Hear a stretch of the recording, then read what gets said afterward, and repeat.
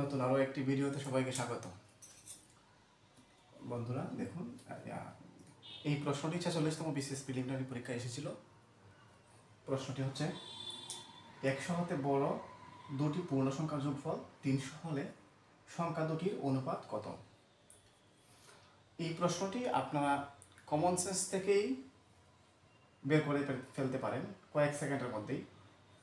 দেখুন, এই প্রিলিমিনারি প্রশ্ন যত দ্রুত সলভ করা যায় ততই আপনি এগিয়ে থাকবেন। তো এখানে আপনি একটা সহজ পদ্ধতিতে দুই সংখ্যা দুটির অনুপাত বের করতে পারেন। সেটা হচ্ছে 100 হতে বড় দুটি সংখ্যার যোগফল 300 হবে। 100 হতে বড় সংখ্যা আমি কিভাবে 100 হতে বড় সংখ্যা দুটার যোগফল 300 করতে পারি একটু ট্রাই করি। আমরা প্রথমে ধরি আমরা হচ্ছে 110 আর হচ্ছে 190, 300 যোগফল যোগ করলে 300 হবে। এরপরে কি হবে 120 আর হচ্ছে 180 যোগ করলে কত হবে 300 হবে। এরপর হচ্ছে 130 আর হচ্ছে 170 যোগ করলে 300 হবে। এভাবে 140 160 যোগ করলে 300 হবে। আবার 150 এবং 150 যোগ করলেও 300 হবে। এই প্রত্যেকটা সংখ্যা হচ্ছে 100-র উপরে, ঠিক আছে? তাহলে দেখুন, এই প্রশ্নটার সমাধান আমার মাথায় প্রথমেই আসছিল যে এই দুটা যোগ করলে 300 হবে এবং অনুপাতটাও প্রশ্ন যা আছে সেই অনুপাতটা বের হয়ে আসবে অপশনে যেটা আছে, ঠিক আছে?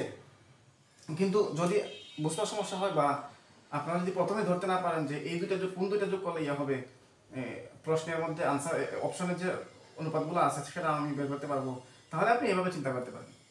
এখানে আমি যদি বের করতে পারি, এখানে হচ্ছে 11-19 অনুপাত, এখানে হচ্ছে কত 12-18, হ্যাঁ অনুপাত হচ্ছে 12-18। 12কে 2 দিয়ে ভাগ করলে হচ্ছে কত 6 দিয়ে ভাগ করলে কত হবে 2, আর 18কে 6 দিয়ে ভাগ করলে হবে কত 3। সো প্রশ্নে কিন্তু এই অপশনটা আছে, ঠিক আছে? আর বাকি যে অপশনগুলো রয়েছে সেগুলো হচ্ছে প্রশ্নে নাই। এই অপশনগুলো এই অনুপাতের সাথে কোনো সম্পর্কই নাই, ধারে কাছেও কোনোটা নাই।